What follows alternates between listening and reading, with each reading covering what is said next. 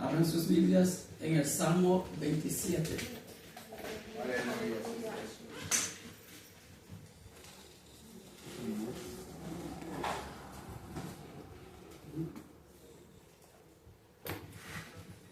Lo vamos a leer todo porque en leerlo todo está la bendición. La palabra nos imparte santidad, nos imparte justicia, nos imparte sabiduría. Aleluya. Cuanto más leemos y meditamos la palabra, mejor para todos.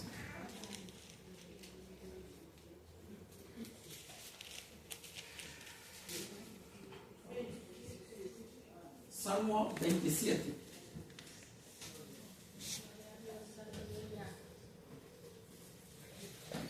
Jehová es mi luz y mi salvación, ¿de quién temeré? Jehová es la fortaleza de mi vida, ¿de quién he de atemorizarme? Cuando se juntaron contra mí los malignos, mis angustiadores y mis enemigos, para comer mis carnes, ellos tropezaron y cayeron. Aunque un ejército acampe contra mí, no temerá mi corazón. Aunque contra mí se levante guerra, yo estaré confiado. Una cosa he demandado a Jehová, esta buscaré, que esté yo en la casa de Jehová todos los días de mi vida, para contemplar la hermosura de Jehová y para inquirir en su templo. Porque Él me esconderá en su tabernáculo en el día de maldad, en el día del mal. Me ocultará en lo reservado de su morada. Sobre una roca me pondrá en alto. Luego levantará mi cabeza sobre mis enemigos que me rodean. Y yo sacrificaré en su tabernáculo sacrificios de júbilo. Cantaré y entonaré alabanzas a Jehová. Oye, oh Jehová, mi voz con que a ti clamo. Ten misericordia de mí y respóndeme. Y le da vuelta a la página, ¿verdad? Mi corazón ha dicho de ti, buscar mi rostro.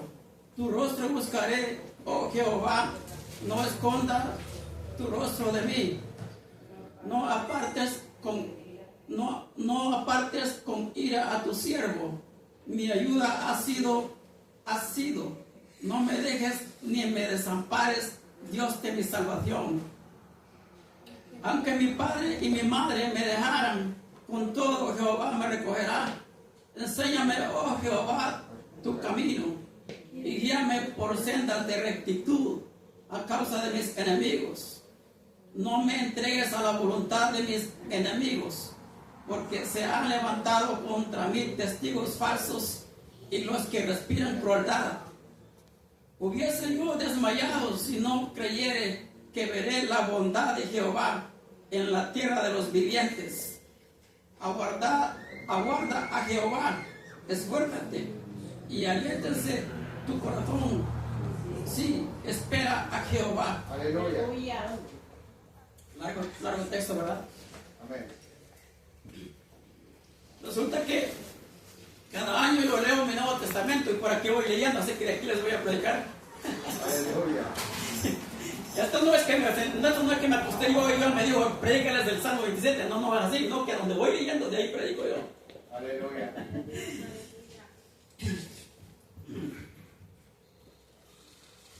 Jehová es mi luz y mi salvación, ¿de quién temeré? Puede decir usted con David, Jehová es mi luz y mi salvación. Puede usted acompañar a David e inclinar su rostro hacia arriba y decirle, Jehová, tú eres mi luz y mi salvación. Este es David diciendo quién es Dios para él. El Dios de la Biblia, el Dios que creó los cielos y la tierra, el Dios suyo y el Dios mío.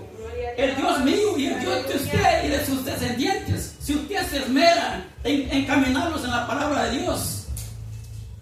Jehová es mi luz y mi salvación, ¿de quién temeré? Jehová es la fortaleza de mi vida, ¿de quién he de atemorizarme? Para David Jehová era todo. Para David no esperaba otra cosa en la vida, sino que solamente la porción que Jehová le daba. David era un hombre que además de rey, era un hombre de oración, un hombre de ayuno. David era un profeta. Por eso Jesucristo dijo, los profetas, dijo, los salmos y los apóstoles. En la Biblia sí está definido tres cosas importantes. Los profetas, los salmos. David era de los dos, era profeta y era salmista. Este particularmente lo escribió a David. Allí dice arriba un salmo de David, dice. ¿Qué esperamos nosotros de la vida? ¿Qué esperamos? Uno puede esperar muchas cosas, pero la vida es corta. La vida es corta. Hay gente que está esperando hacer inversiones en la vida. Otro título del colegio, de la universidad, otra compra, otra casa, otra nueva inversión, otra ganancia de la bolsa de valores, otra manera de ver cómo invertir con esas nuevas tecnologías que van surgiendo. Pero la esperanza de la vida y la nuestra está en Jehová. Aleluya. El Dios Todopoderoso que diseñó la tierra, lo diseñó usted. Él dijo miles de años antes que la tierra era redonda. Se lo pueden contar en los salmos y en los dichos, en los proverbios. Puede ver ciencia que Él dejó escrita desde tiempos inmemoriales, desde miles de años atrás. Cosas que los científicos han descubierto modernamente. Jehová lo había dejado escrito en la Biblia. Aleluya. Cuando se juntaron contra mí los malignos, mis angustiadores y mis enemigos, para comer mis carnes, ellos tropezaron y cayeron. Fíjense que los salmos, aparte de ser una oración, también es profecía. Aleluya. Muchas profecías de Jesucristo, cuando dice no le quebraron ni un hueso, están en los salmos. Y también refleja aquello que Jehová les dijo a los israelitas cuando salieron de Egipto. No, cuando maten el cordero no le quiebran ni un hueso.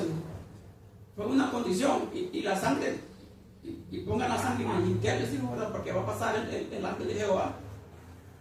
Desde ahí estaba la promesa de que al Hijo de Dios, a Jesucristo, no le iban a quebrar ni un hueso. Y así pasó. El soldado, cuando había costumbre de quebrarle los huesos al que estaba sufriendo, colgado en crucifixión. Pero cuando el soldado pasó, dice la Biblia, vio que él ya había muerto, pero para asegurarse que había muerto de verdad, le metió una lanzada y le traspasó el costado, de donde salió sangre y agua, dice la Biblia. O sea, que a Jesucristo no le quebraron ni un hueso. Y eso está en los salmos. Y está en la promesa que Jehová les dijo a los israelitas de la antigüedad. Se cumplió la profecía. Y esta palabra me recuerda a mí lo que vemos. No voltee usted su Biblia, yo sí le voy a voltear. Lo que pasó en el Evangelio de Juan. ¿Verdad? En el Evangelio de Juan vemos que no le encontré porque esta Biblia es difícil de manejar. Pero en el Evangelio de Juan vemos que en la noche que Jesucristo iba a ser aprendido, dice que pasó por yo se voy a decir como yo lo sé, pero ahí en su Biblia dice de otra manera, dice Kidron, dice, que es el nombre de riachuelo, que está cerca de Jerusalén. Pasó era un riachuelo, se llama Kidron. Pasó el riachuelo que se llama Kidron, que en inglés es brook, ¿verdad? Porque brook es riachuelo en español. Y llegó al monte de los olivos. Esa noche lo iban a entregar. Y Judas iba acompañado con una compañía de soldados. Oye, una compañía de soldados. Que usualmente una compañía puede tener de 80 a 180 miembros. Esos soldados iban con una defensa del pecho, con un escudo de defensa, con una lanza y probablemente un cuchillo que han lado, como los soldados modernos. Todo eso que se ve hoy modernamente ya existía en la antigüedad, excepto que las armas eran más antiguas, más rudimentarias. Entró con una compañía de soldados, entraron los fariseos, entraron los líderes religiosos de ese tiempo, Y los alguaciles, dice la Biblia en español, y la palabra alguacil en inglés es sheriff. Oiga bien, sheriff, ¿aprendes esto? Es sheriff. Entonces entró gente preparada, gente militarmente lista para el combate. Y cuando ellos le dijeron, cuando ellos se acercaron a donde Jesús estaba, en el Monte de los Olivos, él preguntó, ¿a quién buscáis? Y ellos le dijeron a Jesús de Nazaret. Y él dijo, ese soy yo. Y en el momento que él dijo, ese soy yo, toda la tropa cayó al piso. Cuando él dijo, ese soy yo, fue como una expansiva de poder, como que salió virtud de la boca de Jesús y los tiró a todos por el piso. Cayeron soldados, cayó toda la compañía de soldados con todo el armamento que llevaban. Cayeron los sheriffs, los alguaciles, cayeron los altos jefes de la religión de ese tiempo, los saduceos y los fariseos. Cayeron todos por tierra ante el poder de Dios que emanaba de Jesucristo. Cuando usted tira una granada en el campo militar, salen esquirlas y sale una onda expansiva. Si no lo matan las esquirlas, lo mata la onda expansiva de usted. Si está cerca del lugar, o sea, que lo tira contra la pared o contra lo que sea. Y esta onda expansiva que salió de la boca de Jesucristo tiró a todos por tierra. El maligno siempre ha estado detrás de la obra de Dios. El maligno siempre ha estado queriendo degradar, atacar, hacer desaparecer la palabra de Dios. Jesucristo es la palabra de Dios. Cuando usted lee la Biblia, está leyendo a Jesucristo. Mire qué misterio y qué revelación, ¿verdad? Cuando usted lee la Biblia, usted está leyendo a Jesucristo. Y usted cree que está leyendo la palabra, pero en realidad la palabra lo está leyendo a usted. Le dice cómo está usted delante de Dios. Le dice, le da revelaciones, lo purifica también, la palabra de Dios lo purifica. Ese proceso no lo podemos explicar nosotros. Pero cuando usted lee la palabra de Dios, la palabra de Dios imparte santidad. Cuando nosotros hablamos de santidad, nosotros los pecadores que hablamos de santidad, no estamos hablando de algo que usted mismo se da a usted mismo, ni que la iglesia le da a usted o que un predicador se lo da a usted, no. Estamos hablando que la palabra le imparte santidad a usted. Aleluya. Y ese proceso no logramos comprender nosotros. Solo sabemos que después que usted lee la palabra, usted se siente más ligero, más libre del pecado, más justificado delante de Dios, más en santidad, o más en el proceso de santidad, porque también es un proceso más gozoso, más gozo, menos culpabilidad, menos carga. Y si hay algo que tengamos que ajustar cuentas, pues la palabra nos va a decir, y cuando ajustemos cuentas, a medida vamos ajustando cuentas, esa presencia de Dios se va engrandeciendo en nosotros. Aleluya. La palabra imparte todo eso, porque la palabra es poder de Dios. Dice la Biblia que Jesucristo es sabiduría de Dios y poder de Dios.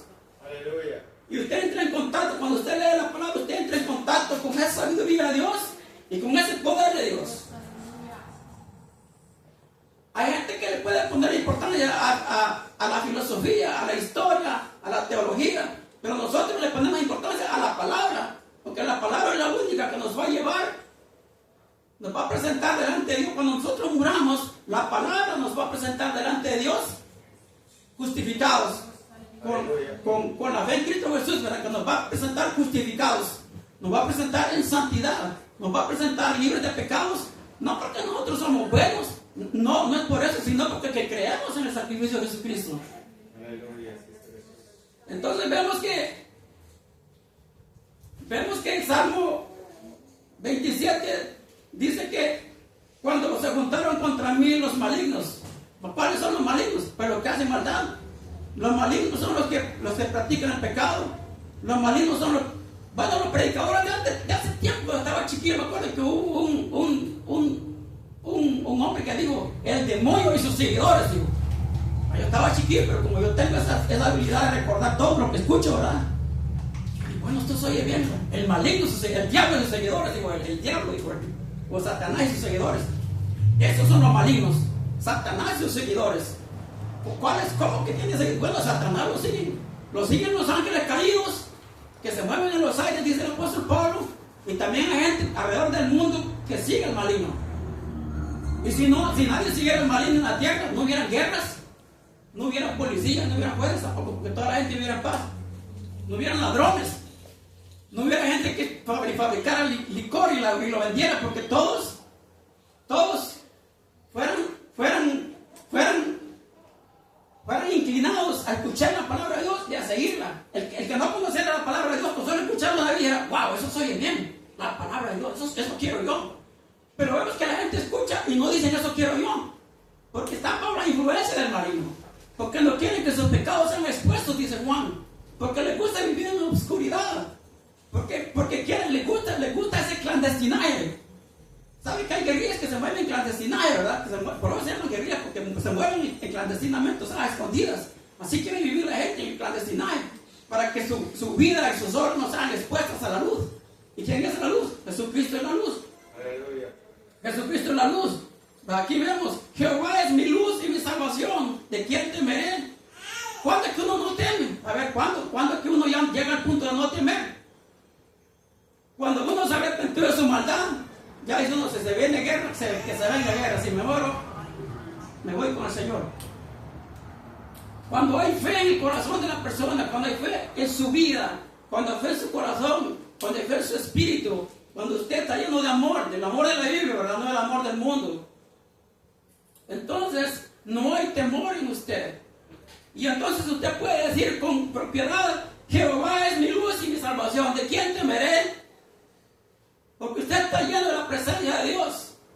No hay amor más grande que el amor revelado por Dios por medio de Jesucristo. Si Jesucristo no hubiera venido, yo no supiera cómo es el amor de Dios. Si Jesucristo no hubiese venido, yo no hubiera conocido la fe que lo declara a uno libre de pecado y de la culpabilidad del pecado. Pero gracias a Dios que Él envió a su Hijo y el Hijo le obedeció en venir. Y gracias a la venida de Él impartió esta luz, esta revelación, este conocimiento que me hace a mí, que me capacita a mí para no tener temor de la muerte, para no tener temor de guerra, para no tener temor de un colapso económico, para no tener temor de quedarme solo toda la vida. Y aunque mi padre y mi madre me abandonaron, dice adelante este texto, con todo Jehová me recogerá. ¿Y cómo está eso que su madre y su padre lo pueden abandonar? Bueno, es que hay padres que son malos también. Yo he visto casos, hermano, que hay padres que se pelean los dos, se divorcian, se van y dejan abandonar a las niñas. Y esas niñas quedan sufriendo, a veces tienen la prostitución. Son presas fáciles del maligno. El maligno sabe que desarmando a la familia destruye la juventud. Y destruyendo la juventud no hay cosecha de nuevas almas para el Señor. Una vez que una juventud cae en manos del maligno, o que una juventud cae en manos de los juegos satánicos, o de las drogas, el maligno casi que ganó la batalla. Y allí pocos salen, pocas personas salen por ejemplo, el uso de la droga. Usted le puede dar a un drogadicto del Señor, del amor de Dios, y él no le va a poner atención a usted, no, que le va a decir, tiene $5. Podría ponerse otro toque, ¿verdad? Y le puede dar una Biblia, usted completa a él y al dar la vuelta la va a tirar porque el diablo lo tiene bien controlado. Y ese es solo un ejemplo de cómo el maligno controla a las generaciones nuevas que van creciendo, que van naciendo, por las cuales nosotros, como hombres viejos y adultos que somos, debemos de tenerlos siempre en oración, en una oración especial, ¿verdad? Por las nuevas generaciones, por nuestros hijos, por nuestros hermanos, por nuestros sobrinos, por los jóvenes que vienen para arriba. Entonces, en ese momento es que nosotros no tenemos miedo ya, cuando estamos llenos de fe y del amor revelado por Dios por medio de Jesucristo. Y cuando vemos que Jesús cuando dijo yo soy, y cayó toda esa multitud de gente al piso, yo no se hubiera dejado el piso ahí, lo hubiera dejado Jesucristo en el piso tirados. Pero dice que santidad de hombre, que no les digo, uy, como que se cayeron, ¿verdad? Les fue mal. No les digo así, fíjense que les digo, ya les dije que yo soy, ¿qué quieren? No se burló de ellos, aunque los ven en el piso. Estos tiempos iban llenos de maldad, iban con el diablo adentro. La Biblia dice que este hombre, Judas, se le metió al diablo. Y después que salió de la cena, Jesucristo le dio un trozo de paz. ¿Se acuerdan de esa narración, verdad? Salió a la noche, salió a la oscuridad de la noche a cometer pecado, dice la Biblia. Ahí iba con el diablo adentro, con Satanás adentro. Y Jesucristo no se burló de ellos, sino que les volvió a preguntar, ¿a quién buscáis? Y ellos le dijeron a Jesús, esos son yo, les volvió a decir. Y mira otra cosa de admirar de Jesucristo. Es de admirar eso. Que no está en Juan, sino que en otra narración está. Que en la de Juan se aparece, ¿verdad? Que Pedro tenía una espada y le cortó la oreja al sirviente del sacerdote superior. Y le cortó la oreja, dice, ¿verdad? Ese joven se llamaba Malco. Así se dice en español, Malco. Entonces, miren qué revelaciones tenía Jesucristo, qué santidad, qué pureza de hombre, qué revelaciones tenía, que los dones que tenía funcionaban en todo tiempo, que aún bajo esa gran presión que él sabía que lo iban a matar, que lo iban a torturar, él sabía que lo iban a torturar, él sabía cuando el soldado le dio una bofetada en la cara y le dijo cállate, ¿verdad? Así insultaba al jefe, él sabía todo eso que le iba a pasar. Y aún así recogió la oreja y se la puso de nuevo a Malco, aquí donde se la había cortado, y se sanó inmediatamente. Esa clase de milagros no se ve en estos tiempos. No se ve que, a ver, usted con que lo enojen, usted quería que ora, ¿verdad? Y ya si alguien lo enoja, le aseguro que nada le sale bien. Allí perdió todo el control y no puede ni orar, no puede decir nada. Pero este hombre no se enojó, sino que recogió la oreja, se la puso de nuevo Malco en su lugar. En medio de tal presión, en medio de tal angustia que al cual iba a estar sujeto. Algo digno de mirar de Jesucristo, ¿verdad? Nuestro Señor. Vemos que el maligno llegó a atacar a Jesucristo al monte de los olivos. Y en el Apocalipsis vemos que el maligno sigue atacando a Jesucristo. El maligno, todo lo que se opone a Jesucristo, a la palabra de Jesús, es anticristo. Todo lo que se opone, aunque no tiene que llevar cacho, ni tiene que vestirse de negro, ni llevar cola, no tiene que ser. Todo lo que se opone a la santidad de Jesucristo, a la palabra de Jesucristo, es anticristo. Si usted sigue moda, si usted está haciendo el juego al anticristo. Si usted artificialmente quiere verse más alto o más blanco como es, usted está siguiendo las modas, está haciendo el juego al anticristo. Gracias.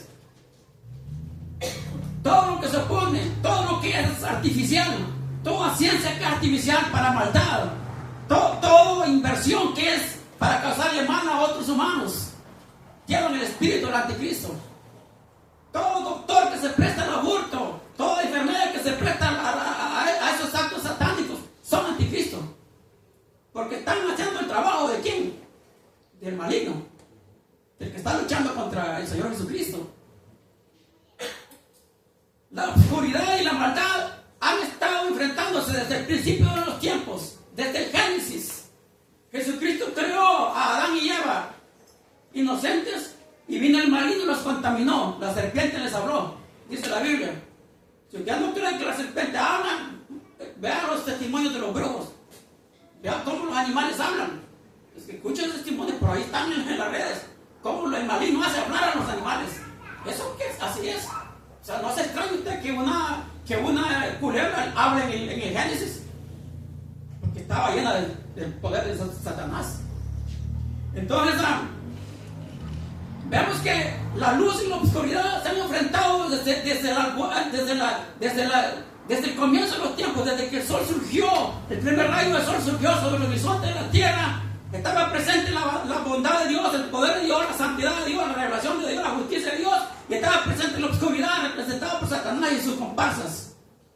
¿Cuáles comparsas son esos? Los seguidores de él. Cuando sale un payaso en las obras teatrales, en las películas, todo aquel grupo que están alrededor de ese actor, de esa trama, de todo eso, esos son los comparsas. ¿Sabe el representante de Satanás diciendo mentira? Ahí van los comparsas diciendo, eso es verdad, eso sí es, apoyando la maldad. Y vemos que llegó el tiempo de Jesucristo y el maligno seguía atacándolo. Y llegamos a Génesis. Y en Génesis vemos muchas guerras.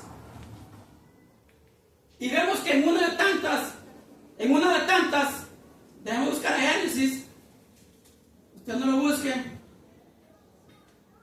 En Génesis 19,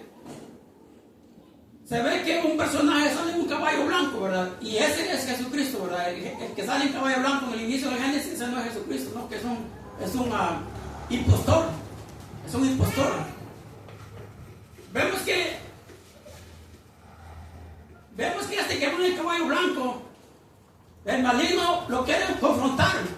El maligno aún persiste en opacar la luz gloriosa de Jesucristo. Persiste en derrotar la palabra de Dios. Persiste en desarmar el plan de Dios, el reino de Dios, en el nombre de Jesús.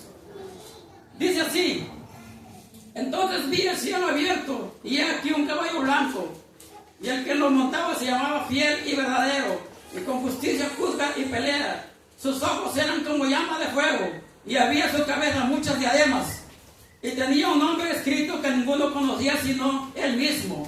Estaba vestido de una ropa teñida en sangre, y su nombre es el verdadero, el verbo y el verbo de Dios, o sea, la palabra de Dios.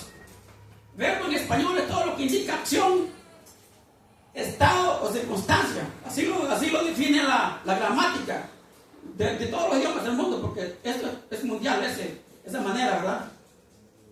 O sea, el verbo de Dios. Y los ejércitos celestiales vestidos de lino finísimo, blanco y limpio, le siguieron en caballos blancos. De su boca sale una espada aguda para herir con ella a las naciones, y él las regirá con vara de hierro. Y él pisa el lagar del vino del furor y de la ira de Dios Todopoderoso. Y en sus vestiduras, en su muslo, tiene escrito este nombre: Rey de Reyes y Señor de Señores. Y vi un ángel que estaba en pie en el sol, y clamó a gran voz diciendo a todas las aves que vuelan en medio del cielo: venid y congregaos a la gran cena de Dios. Esta no es la cena del Cordero, ¿verdad? Donde nosotros los redimidos vamos a participar con Jesucristo, ¿verdad? Que tal vez usted haya visto testimonio en la red de gente que Dios ha llevado allá y que está en la Biblia también. Pero esta no es esa cena, esa es otra clase de cena. Ya va a ver cuál cena es. Y congregaos a la gran cena de Dios, para que comáis carne de reyes, de capitanes, y carne de fuertes, carnes de caballos y de sus jinetes, y carnes de todos, libres y esclavos, pequeños y grandes. Y vi a la bestia y a los reyes de la tierra y a sus ejércitos reunidos para guerrear contra el que montaba el caballo y contra su ejército. El maligno viene a confrontar a Jesucristo. ¿Y a qué les trae? A sus comparsas, al diablo y sus seguidores. Porque el diablo solo no se quería confrontar a Jesucristo, porque la luz de él lo derrite, lo quema. O sea, todo demonio ante la presencia de la luz de Jesucristo se derrite, se va, llora, se gime de dolor, porque la santidad de él lo destruye. La santidad de Cristo, la palabra de Cristo destruye nuestro pecado, hermano. Hablando de nosotros en nuestra vida propia, la palabra destruye el pecado nuestro, lo opaca, lo elimina. Y así mismo la santidad de Cristo, la luz que emana de él, destruye y debilita las entidades de maldad. ¿Y con quién vienen armados? Vienen con ejércitos humanos. No es de extrañarse. Probablemente esta guerra no la vamos a ver nosotros, porque es una de las tantas narradas en el Apocalipsis. Probablemente no la vamos a ver, pero es una de las tantas guerras en donde Jesucristo va a derrotar los ejércitos completos. Probablemente va a ocurrir en el lado de Israel. Probablemente va a ocurrir en las costas, parte en Armagedón, lo que se llama el Valle de Megido, en Israel. En ese lado probablemente será. Y con su palabra los derrota. Otra vez los tira por tierra, como pasó en el monte de los Olivos. Todos caen por tierra. Cayeron soldados, la compañía de soldados. Cayeron los sheriffs, los alguaciles, cayeron los capitanes, los coroneles, los jefes de las fuerzas navales, la fuerza de las tropas expedicionarias, las de la fuerza aérea. Todos cayeron y todos caen en esa batalla. Y por eso dice que invita a las aves de rapiña, las aves que vuelan por los aires. Usted sabe, las aves que consumen carne de carroña, aves carroñeras, a que vengan y den un festín. Porque todas esas militares van a caer por el fuego del Señor, por su poder. Y la onda expansiva que va a salir de él será tan grande que van a caer como cuando esos payasos de la prosperidad se quitan la camisa y la tiran así con la gente, ¿verdad? Y la gente va cayendo como en oleadas. Así van a caer todos en el momento que Jesucristo los confronte. Porque el maligno no ha abandonado su propósito de arruinar la creación de Dios en esta tierra. El maligno sigue usando sus artimañas, sigue usando los estudios universales, sigue usando Hollywood, sigue usando a Disneylandia, sigue usando la industria cinematográfica, sigue usando las inversiones, las ciencias, la medicina, los viajes espaciales, sigue usando la tecnología aplicada a las guerras, a los ejércitos de la tierra, sigue usando todas las artimañas para desarmar el reino que Dios ha confiado a su Hijo Jesucristo aquí en la tierra. Y ese reino lo representamos usted y lo represento yo. Y lo representan aquellos que han de ser salvos. Y todos aquellos que se han de unir a la iglesia verdadera de Jesucristo. ¿Cuál es la iglesia verdadera? Aquellos que se han de arrepentir de sus pecados para con Dios en el nombre de Jesucristo y que subsecuentemente viven una vida en santidad. Esa es la verdadera iglesia. Donde quiera que haya un humano que se ha arrepentido de sus pecados para con Dios en el nombre de Jesucristo, es parte de la iglesia verdadera. No importa qué idioma hable, no importa en qué isla perdida esté, no importa en qué estado de Sudamérica esté, no importa si vive en el hielo, en un témpano de hielo, donde quiera que esté una persona que reúne esas condiciones, es parte de la iglesia verdadera de Dios aquí en la tierra. Entonces, estos ejércitos se van a confrontar contra Jesucristo.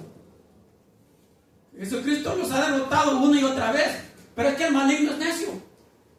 Es como los brujos. Los brujos son representantes del maligno aquí en la tierra, los que practican brujería, los que leen cartas, los que leen horóscopos. Esa gente son necios. Saben bien que no hay salvación para ellos haciendo eso y siguen haciendo lo mismo. Porque el maligno es necio, el mismo es necio. Es contumaz, una palabra que significa necedad, ¿verdad? Contumaz o contumacia. Y saben bien que no hay salvación para ellos mientras estén en eso y siguen haciendo lo mismo. Poniendo carteles en la calle, se leen manos, se leen el horóscopo. Se hacen amarres. Siguen haciendo lo mismo porque representan el poder de la oscuridad. Y donde quiera que haya uno de ellos, de esa clase de gente y de aquellos que practican el pecado, representan el reino de Satanás aquí en la tierra.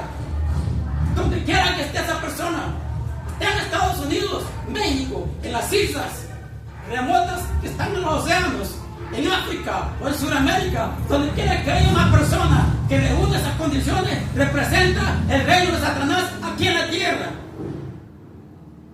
Pueden ser embajadores, pueden ser representantes, pueden ser gobernadores, pueden ser sheriffs, alguaciles, puede ser una compañía de soldados, puede ser un predicador, puede ser uno de esos falsos apóstoles, o son todos ellos. Y todo aquel falso predicador que se levante, y toda aquella falsa iglesia que se levante predicando que no hay salvación y que no hay santidad, representa el reino de Satanás aquí en la tierra. Esa confrontación que se dio en el huerto del Edén, cuando la culebra engañó a Adán y a Eva, esa guerra sigue vigente. Y por esa causa usted tiene guerras también. No cree usted que vaya a ser cristiano. Gracias a Dios que esta noche tenemos una audiencia grande. Y yo lo felicito por estar aquí. Porque el mismo David dice que esto es demandado de Jehová, que esté yo en su casa, dice, para inquirir, dice. Ya voy a explicar qué quiso decir David con eso. Porque usted está en el mejor lugar, está inquiriendo. O sea, está buscando respuestas. Eso es inquirir, es buscar respuestas. Como cuando ocurre un asesinato, viene algo que se llama tiempo de inquirir, así lo llama el sistema judicial de todo el mundo, nada más que cada país tiene diferentes nombres. Es el momento de investigar, de saber las causas, de saber las consecuencias, de saber lo que pasó. Entonces, cuando usted inquiere, como David dice, para inquirir, David está aceptando que él no lo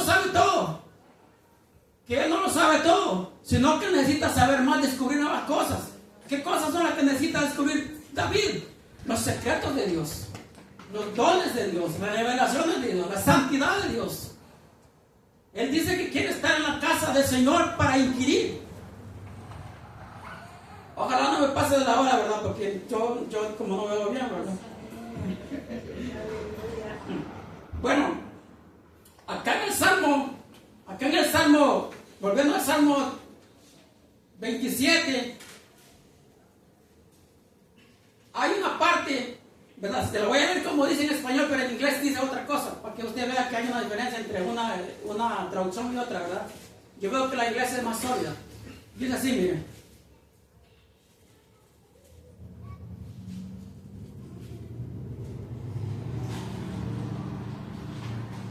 Mi corazón ha dicho de ti, buscar mi rostro.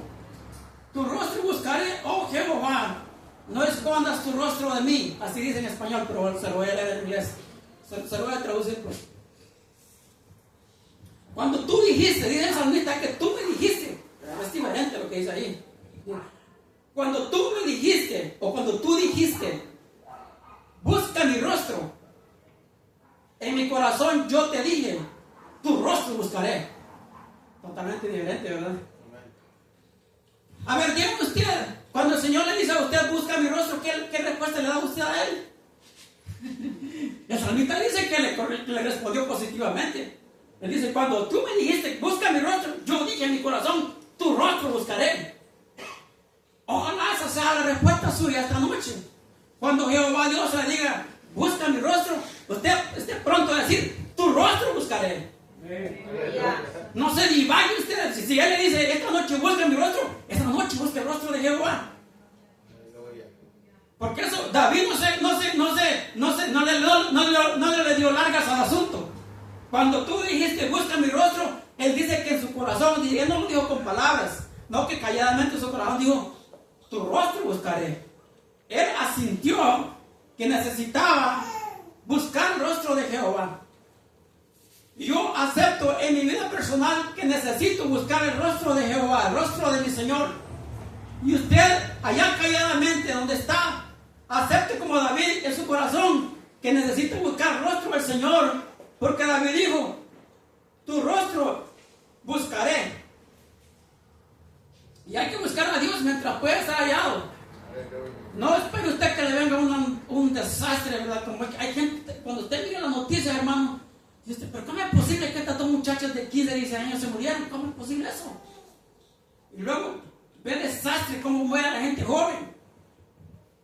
¿Por qué tiene que morir la gente joven así? Y sin Dios y sin esperanza. La mayoría de la gente, según las revelaciones que el Señor estaba dando en los últimos años, el 95% de la gente muere sin Dios y sin esperanza. Podrán tener religión, podrán haber cantado en la iglesia, podrán haber sido compositores, podrán haber recibido títulos de diversa clase, podrán haber tenido muchos seguidores en las redes y tener iglesias grandes y muchas iglesias y por todos lados, en todos los continentes. Pero los salvos, por las revelaciones últimas que el Señor estaba dando, es el 5%. Puede ser que en esta iglesia todos seamos salvos, pero puede ser que en otra iglesia solo 2 sean salvos o 1. O sea, no se preocupe usted porque diga yo el 5%, diga usted, pero aquí somos muchos y no, ya no alcanza el 5%, como no se alcanza el 5%, porque ese 5% es global, es en todo el mundo, mundialmente, a nivel mundial, no es aquí en San José, no estamos hablando de San José, ¿verdad? Pero para que usted se dé una idea de lo delicado que es esta vida en Cristo Jesús. El salmista dice que dice el salmista que él está escondido que Jehová Dios lo va a esconder en su pabellón, dice. Pabellón, creo que dice ahí pabellón, dice, ¿verdad? Pabellón.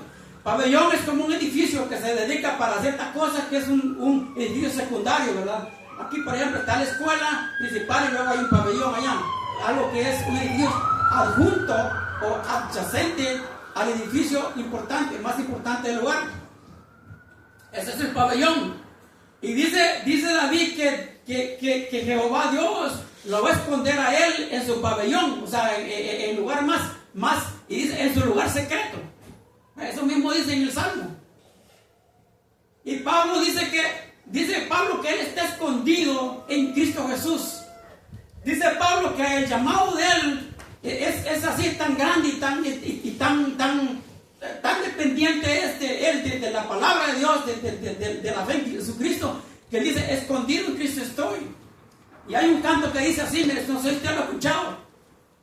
Escondido en Cristo estoy, nada me faltará, ni las fuerzas de este mundo no me podrán dañar.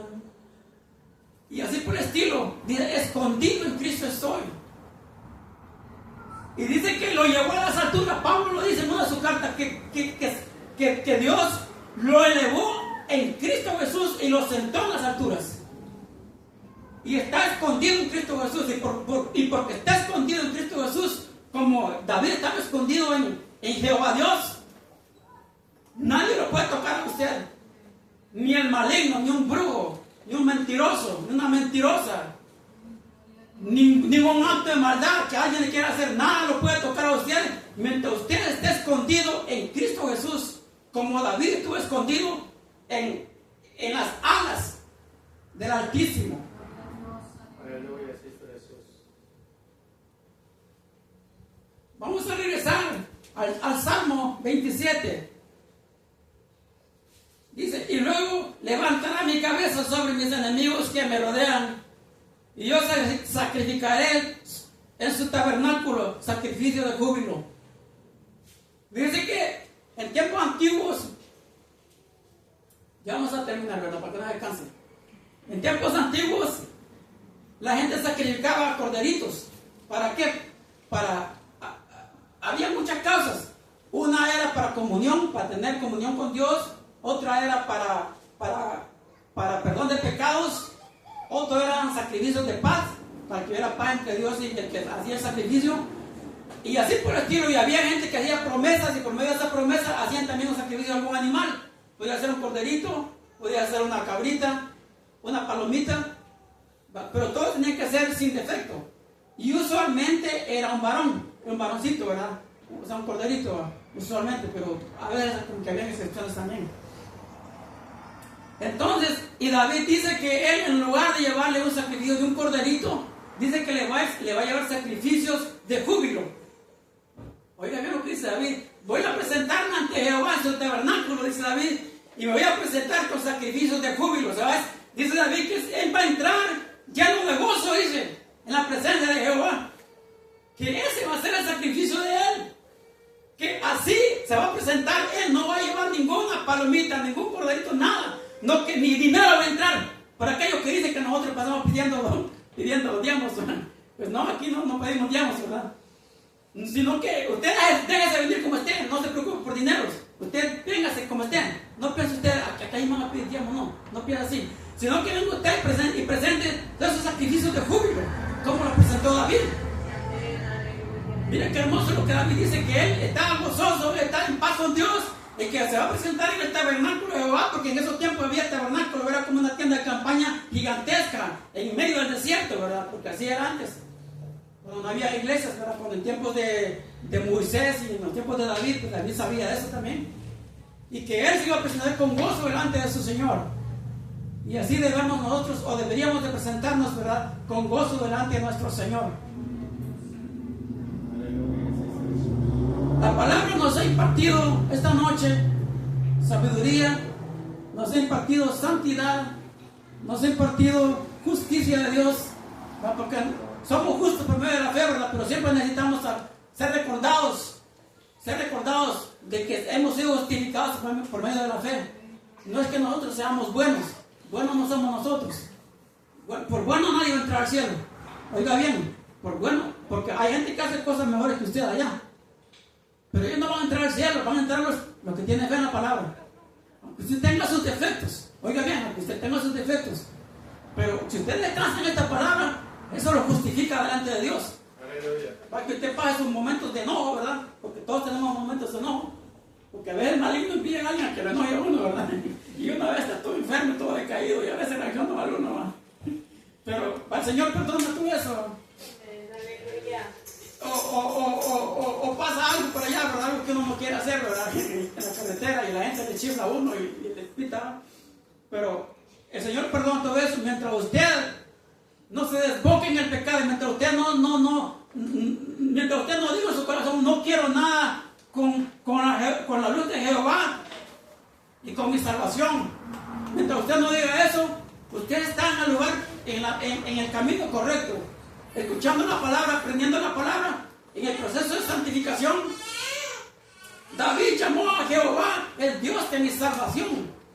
Bien bonito, ¿verdad? El Dios de mi salvación. Qué bonito eso. Ojalá que cuando nosotros nos muramos alguien, yo no sé, en mi caso, pero ustedes que tienen hijos, a lo mejor alguien va a llegar y le va a poner una placa.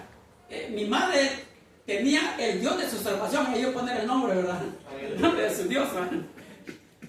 Porque no le pongan una foto de un santo, de esos que dicen que son santos, ¿verdad? No permite usted que le pongan eso, ¿verdad? O una señal de idolatría, ¿verdad? No permita usted que eso quede sobre su tumba, ¿verdad? Porque sería una desgracia que usted muriera en eso, que sus hijos vayan y le pongan eso en su tumba y usted quede como un mentiroso, pues, como que vivió su vida mintiendo y sus hijos lo van a remarcar. Sí, mi padre es mentiroso. Pero no va a ocurrir así con nosotros. Vamos a crear hijos sabios, hijos santos, hijos que conozcan la palabra, que ahora en el momento de nuestra muerte ellos digan lo correcto, ¿verdad? Que digan lo correcto. Si mi padre amaba la palabra, mi padre amaba la palabra, era un hombre de fe, mi madre era una mujer de fe, mi tía era una mujer de fe, mi hermano era una mujer de fe. Que no le vaya a poner un pedazo de ídolo allí, ¿verdad? Porque eso va a ser una desgracia. ¿Qué prueba va a tener usted con el despertar glorioso, en el despertar de entre los muertos? ¿Qué prueba va a presentar usted que usted vivió una vida conforme a la palabra, como David? Si lo que usted tiene en la tumba contradice lo que usted dice que usted es. Si usted pagó a alguien porque dijera cosas buenas de usted. Y nosotros los evangélicos no le pagamos a nadie para que en el momento cuando muramos digan cosas buenas de nosotros. Porque nosotros no necesitamos que alguien diga que nosotros somos buenos.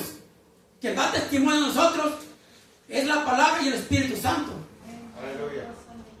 Nosotros no le pagamos a nadie. Aquellos corruptos siempre pagan a alguien para que digan, oh, miren, el hermano Carlos era una gran persona. No le vamos a pagar a nadie. Esos $50 mejor se los regalo yo antes de morirme a mi vecino que está en necesidad. Me voy a asegurar que mi dinero no caiga en manos de paganos, que caiga en manos de gente de fe, de gente que está luchando por el reino de Dios, por esta palabra. Aleluya. Y usted también así haga, no es que sus últimos dólares caigan en manos de malignos, del maligno y sus seguidores, del que obra maldad y sus comparsas, del diablo y sus seguidores, de Satanás y sus seguidores. No permita que sus últimos centavos caigan en manos de gente corrupta. Porque hasta en eso debe ser celoso uno. Hasta el último momento que digamos en la tierra, como David, que ya muriéndose, David pasó juicio y dijo, a este y a esta hazle tal cosa, y a este y a esta hazle tal cosa. Yo me miro como David ya muriéndose, viejecito y tembloroso, ¿va? Todo tembloroso. Y ya sabía que le faltaban minutos para morir y llamó a testigo y le dijo, mira, a fulano hazle así, a fulano hazle así, porque me hizo tal cosa, o sea, así, porque David representaba a Dios aquí en la tierra. O sea, el juicio de David representa el juicio de Jehová aquí en la tierra, en ese momento. Y le dijo, así hámele a este, así hámele a este, no tenga misericordia porque me hizo esto y esto y esto.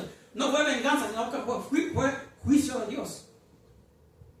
Ya viejecito, le faltaban minutos para morir. Cuando David pasó ese juicio, yo me admiro de ese hombre. Con lo que hizo, dije, yo tal vez no haría eso.